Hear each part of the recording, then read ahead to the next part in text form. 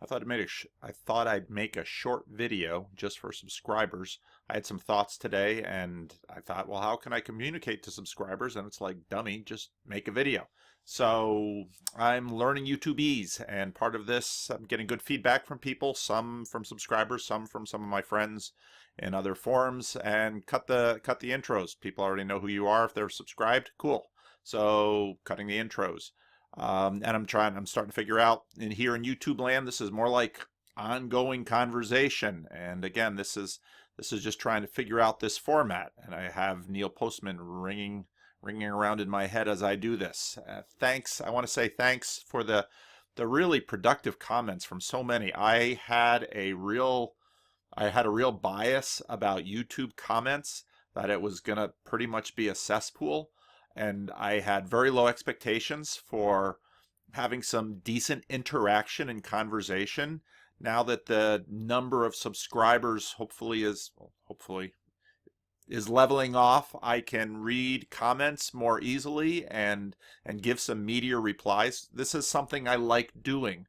Most of my online experience has tended to be typing things and a lot of listservs. Listservs for me, some of my favorite communities are listservs. And the old email listservs, you can actually have long questions and answers. Now, I don't have any listservs with 2,000 people in, so I don't know what I'll be able to do here. But again, I've been deeply impressed, humbled, overwhelmed by the attention and thought and care and courtesy in the YouTube comment section. One of the things, as a pastor of a church, you get used to being the guardian of the culture, and I'm learning the YouTube comment section's own culture and its capabilities. And I'll let you know, I have no problem with negative comments. I appreciate them. I learn from them. Unproductive comments or mean-spirited comments, I'll probably delete if I see them. So in that way, I would love for this channel to have a comment section where there could be good conversation. Now, maybe I'm idealistic, but hey, I'm just learning all this.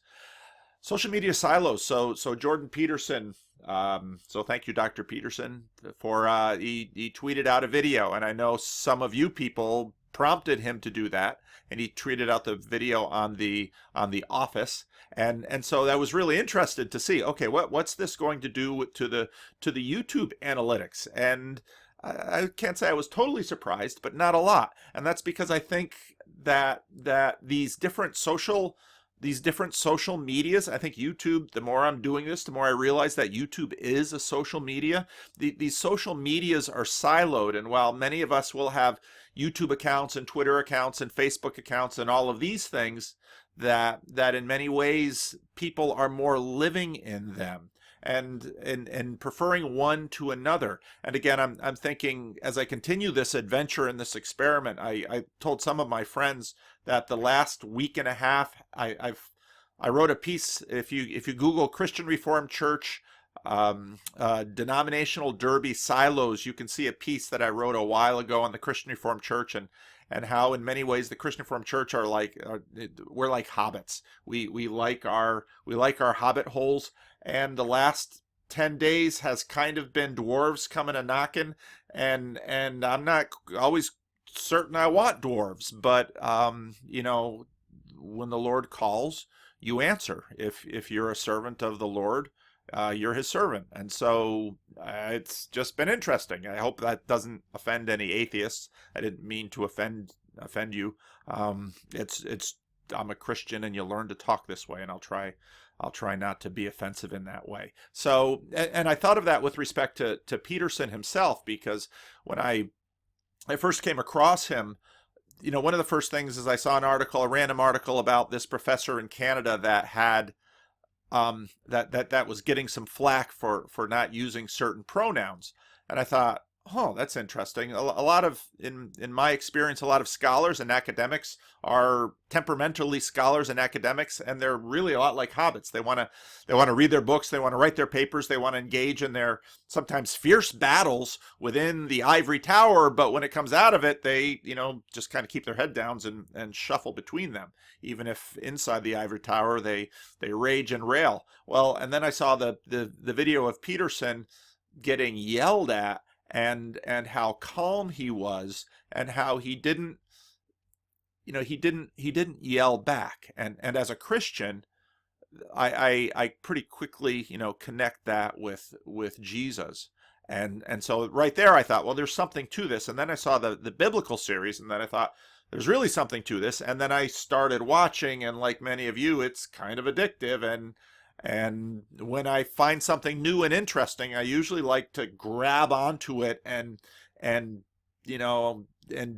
beat it down and learn it and figure it out and get to the bottom of it. I'm a little obsessive myself in that way. And so that's when I started on this entire Jordan Peterson journey, which has been going since, I guess I really started it towards the end of this summer. So, but one of the things I recognized was that Peterson had been talking about these ideas. He's obviously the same person, and he'd been doing this for years. Maps of Meaning was published in 1999. And whoever heard of this guy? Nobody paid any attention to him. And then he makes this YouTube. And to me, it really speaks to Neil Postman's point that mediums are their own worlds, and they bias certain things and they favor certain things. And even though we use them, they do distort and shape, and that's something I always keep thinking about as I think about YouTube. And as really, for me, this is an adventure, and I'm experimenting with YouTube and trying to figure out what it is, what the community is like, what its biases are, how, for example, it relates to television, how it's different from television, how are people using it. And actually, over the last 6 to 8 days, I have learned a ton. But this is its own medium, and it has its own rules, and it shapes in its own way. So one of the things I'm thinking about, so today I'm about up to 2,000 subscribers, which again, I most of you wouldn't believe how small my church is. And I love it that way. I can have real conversations with people, and even with a small church, at the end of the service, it's hard to find time to have conversations with the people I want to. And being the pastor of a small church means I can go out to lunch with people of the church. And when visitors come, I give them I tell them, I said, if you're a visitor, I'd love to take you to lunch because I want to hear your story. I want to learn about you. And this is what's, to me, fun about church. And so now 2,000 subscribers just kind of blows my mind, and I'm not exactly sure what it means, and I'm trying to figure it out. But part of my question is how big the group of the sorters or buckos, or maybe those of you deeper into the Petersonian lingo, can, at what point will a good term evolve out of this group? I mean, there's buckos and there's sorters, and there's monkeys filled with snakes, and all of this. But what will those terms be? I don't think we know yet. And how many are hardcore? I've already gotten to know some of you, and who are moderating Facebook groups and doing this and doing that. And so it's very interesting, all the different personalities and where people come in. And this is a pretty nerdy thing, because when I talk to most normal people who have never heard of Jordan Peterson, or have heard of him once or twice, and I try to tell it about it. I mean, it's like any fandom, that there are people who are into it and a lot of people who aren't. And then when I explain to some of my friends and relatives that I'm making these videos, and people are watching them on YouTube, and then they look at these videos and they're like, why would anybody watch this? And well, yeah, that's it's like Harry Potter fans or some of these other fans. So what are the demographics? And we know that it's male. We know that there are many people who are Peterson has listed a lot of the demographics. It's interesting to kind of wonder how large the group is, what they're made of, what their lingo is, what commonalities there are. As a pastor, as I mentioned in one of the comments today, I'm a generalist. I'm not a scholar. I don't sit in my room and read. I don't get to the bottom of everything that Thucydides wrote. I'm a generalist, so I'll know something about history. I'll know something about philosophy. I'll do biblical studies, but I won't do biblical studies to the depths of, let's say, a university professor or a scholar. So I'm a generalist, and what that means is that I've got thumbs in lots of different pies, and so I've got all of these questions about what the demographics of, right now I guess I'm just calling them the sorters, look like, people sorting themselves out. You only see what you want to see. Oh, I had this experience today. So I was looking up, I was playing around. One of my friends said, you should really look into meetup.com and look for meetups. And because again, I'm a pastor, I am bent towards, well, what is a pastor? A pastor is a metaphor of a shepherd. And what do shepherds do? Shepherds like to get sheep together, and shepherds like to care for sheep. And so, when I'm looking at YouTube, my main goal is not, and I know some of you are going to hear this and that should be your main goal. My main goal is not to gather a billion subscribers. That is not my goal. I would rather, in some ways, have a certain number of subscribers and actually be able to have real conversations, because if you don't know real people, and if you can't have real relationships, you don't know people, and in some ways you don't know anything. You just know this theoretical cusp that's above it. And so what's beautiful about scale is that you get access to more people, but the downside of scale is that your access to those people is less, and you can't go deeper with them. And so there's distortion in that. So, well, anyway, back to my point. This is terrible, back to my point. One of the things that I noted in the beginnings of Maps of Meaning was this reference from Matthew 13. I will utter things which have been kept secret from the foundation of the world. And I read that verse and I thought, is that some kind of weird translation of Matthew 13? Because one of the things you get used to when you study the Bible is that there are a lot of translations, and some translations have agendas, and some of those agendas kind of warp it. So I thought, I open up Logos and I dive right in, and oh, son of a gun, it is, I will utter things hidden since the creation of the world, and that's a reference from Psalm 78. And, here, and it's like, well, how could I be reading the Bible and this verse never struck me in this way? Well, this gets back into you only see what you want to see. And these filters that we have over our eyes and our perceptions, and how these mask some things, and you don't see a verse in a certain way. And so, of course, when I saw this verse, I had to look it up, and I had to, okay, it's in Matthew 13. Of course it's in Matthew 13, because it's a chapter of all of these parables, and there's a lot of dynamics going on in Matthew 13. But anyway, this is again, people say, well, why are you interested in Jordan Peterson? Because when I see that in his videos and I see something like this, and it's like, yes, this is how we are. This is giving me a profound appreciation for psychology. So the last of my random thoughts for subs are some ideas I have for the future. And again, we'll see what I do, how long I hang in with this. I'm lovely at starting things. I like getting going. I'm a terrible editor, and some of you in the comment section have been editing my language and correcting me, and again, that's really cool. Even if I learn to say Nietzsche the right way, it's going to be hard to get it into my head that when I'm excited and I'm thinking about other things, that I continue to say it that way. But anyway, some ideas I have for the future. Someone recommended to make some short videos, and I think that's good. A lot of, obviously from Peterson, a lot of the other video channels take little snippets of him, and that's helpful in some ways, because sometimes if I'm thinking about something that Peterson said, well, if you'd ask me for a wish list, has anybody started a Jordan Peterson wiki? Because it would be awesome to have some topical points, some topical minute markers through his videos in a searchable format, so that when I can think, okay, when was Jordan Peterson talking about Genesis 3? Go to the wiki, search it, bang, and then I can go to the video and get the context. Again, part of this is because Peterson is so rambly, as am I, and divergent, and he connects up so many things that it would be awesome to be able to say, okay, Peterson said this. Where did he say this? I'm already kind of doing this on my own, but it's a huge project, and so if there was a way that we could do this, that would be great. So Harvest, so I'm thinking about when I ramble through these videos, I learn a lot of things. And so after the video, I feel like I've learned something. And what I really should do is take some of these learnings, put it in a short format. So for some of you who don't really like the ramblings, a small little video, I could say, bang, bang, bang, bang, bang. This is what I hear Jordan Peterson saying. Boom, boom, boom, boom, boom, done.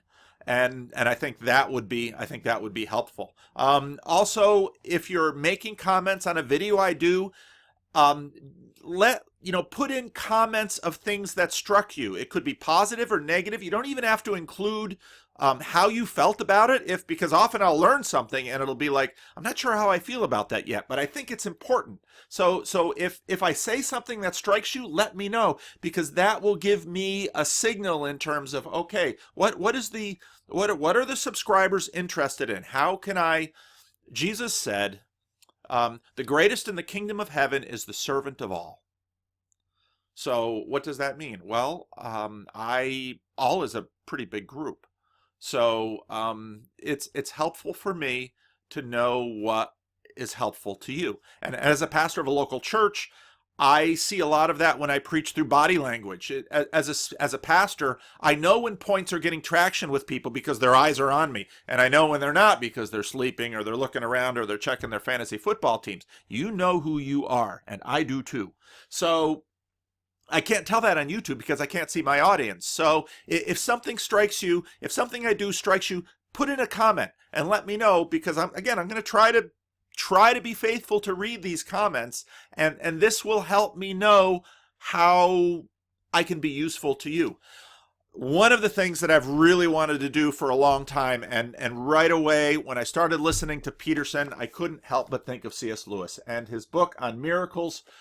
Here's the thing about C.S. Lewis. C.S. Lewis was really into mythology and the Inklings. If you don't know anything about the Inklings, I have so many books on Kindle now that I don't, have that many paper. Well, I have a lot of paper books, obviously, but so many books I bought over the last 5 years are Kindle. But if you've never heard of C.S. Lewis, J.R.R. Tolkien, Owen Barfield, Charles Williams, these were the Inklings, and these were a group of basically, a group of intellectuals that used to get together regularly at a pub and read their work one to another. And this is where Lord of the Rings, of which I am a huge fan, was born. And this was, basically C.S. Lewis became a Christian in no small degree to J.R.R. Tolkien. And and I'm a fan of the Inklings. I've read some books on them, but when I listened to Peterson and I listened to his emphasis on mythology, I began to immediately I thought of Tolkien and Lewis, and I thought, oh man, wouldn't it be amazing to have Peterson in a room with Tolkien and Lewis and these guys conversing, and throw in Barfield and throw in a bunch of the others. What an interesting group of people. And so the more I listen to Peterson, I keep coming up with, gosh, I've got to figure out a way to, at least in my own space, have Lewis and Peterson talking. And I'm trying to figure out how to use YouTube for that, because they're separated by time. But Lewis, I never really got Lewis's take on mythology until I listened to Peterson, and then it was like, click, there it is. So that's one thing I'd really like to do, and I'll try and do more commentary posting. Thanks for some of the tips and pointers about fair use, and so let me know what's helpful to you. If you like the videos that have a lot of Peterson in them, or the ones where I take Peterson from here and Peterson from there, because that's how I kind of process him. I listen to him over here and say, oh, he said that over there. See, part of the issue is that I'm very much an auditory learner. If I had grown up in a later period, I would have been hyperactive. I would have been diagnosed with hyperactivity disorder probably, but they didn't have that. And I'm also rather dyslexic, and they didn't know these things when I was growing up. So here I have these, what would be called today, learning disabilities. But hey, bucko, you still got to get through school. So learn to read and learn what's right and left, and figure this stuff out. So So let me know what's helpful. Again, feedback is I this is a project I'm doing for my own reasons, number one. And probably the day that I stop learning in it is probably the day I wander onto something else. That's just the way I am. But number two, I also have a religious commitment to be your servant and to be helpful to you. And that's true whether or not you're a Christian, obviously. If you don't believe in God and you think God is a bunch of hooey and all of that, well, when Jesus says you're the servant of all, that means you're the servant of atheists and you're the servant of agnostics. And now I'm not going to come and clean your room. You should clean your own room. But this is my calling. So if you leave questions, hopefully I can be helpful. So I wanted to make this short, and it's probably not as short as I wanted to. Short is going to be really hard for me for reasons that you probably all get. So thanks for watching.